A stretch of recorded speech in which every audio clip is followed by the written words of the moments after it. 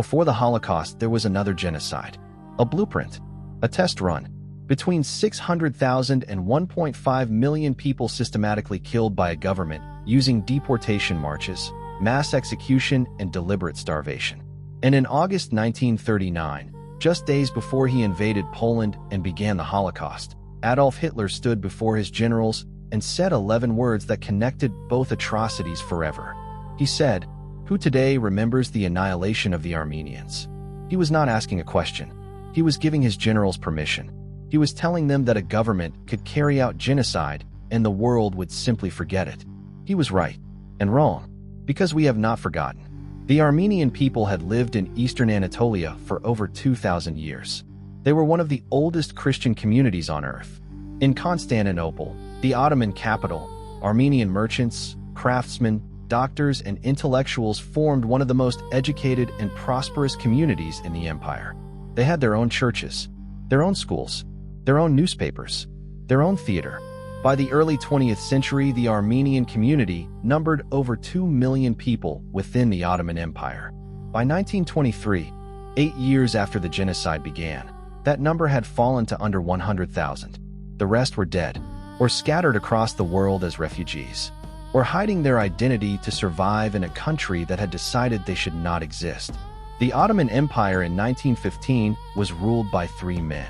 Talat Pasha, the interior minister; Enver Pasha, the minister of war; Semel Pasha, the minister of the navy. They called themselves the Three Pashas.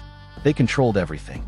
And in the chaos of the First World War, when the world's attention was on the trenches of Europe, they made a decision. On April 24, 1915, Ottoman police and soldiers began arresting Armenian community leaders across Constantinople.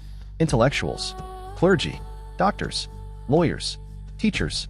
235 to 270 people taken from their homes in a single night. Most were never seen again. April 24th is now commemorated every year as Armenian Genocide Remembrance Day, the date when the systematic destruction of a people began. What followed was organized with bureaucratic precision. Talat Pasha sent telegrams from Constantinople to provincial governors across Anatolia. The orders were explicit. Armenian men were to be separated from their families and marched out of their villages. Most were killed within days of departure. Shot, drowned, burned, thrown into ravines. Then the women, children, and elderly were told they were being relocated. For their own safety, they were marched into the Syrian desert, hundreds of miles on foot. No food provided, no water guaranteed.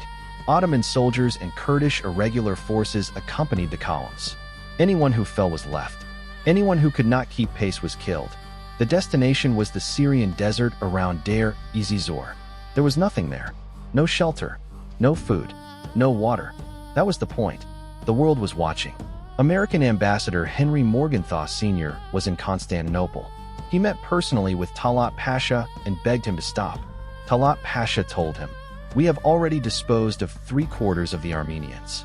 He said it directly to the American ambassador in a face-to-face meeting, with no apparent concern about consequences, because there were none.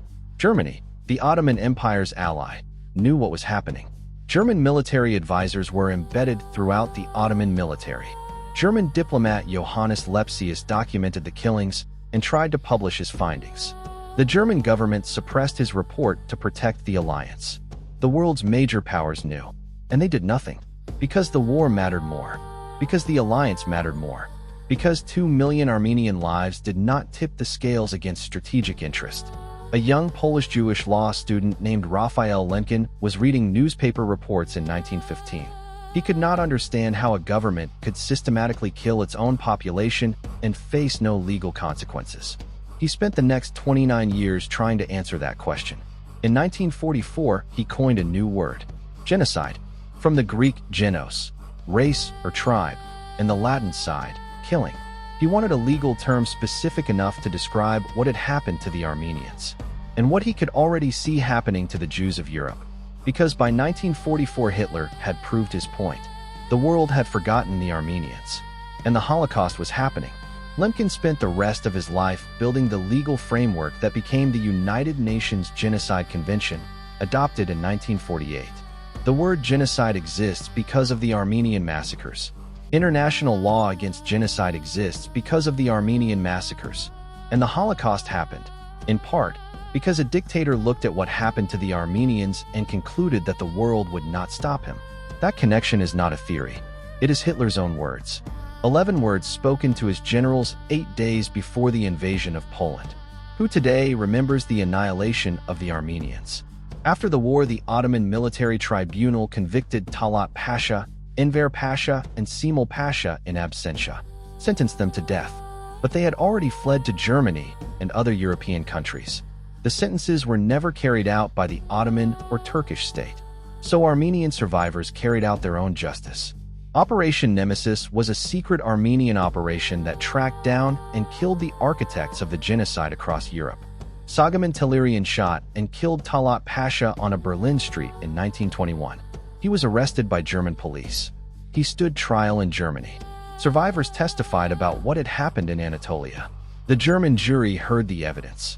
They acquitted him. A jury of Germans looked at the evidence of what Talat Pasha had ordered and decided that killing him was not a crime.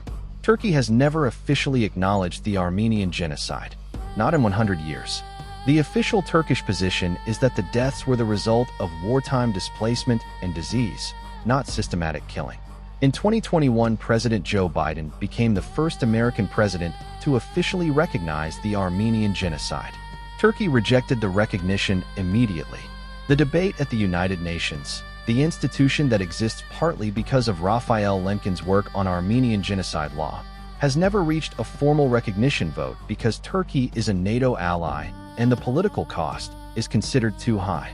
109 years after Talat Pasha sent his telegrams from Constantinople, the Turkish government has still not said the word. Do you want us to keep naming the people who ordered these atrocities? Talat Pasha designed and ordered the deportation and killing of up to 1.5 million Armenians. Enver Pasha authorized the military operations that carried out the mass executions. Both were convicted in absentia. Neither was ever imprisoned by any government. Comment yes below if you want every name in every future video.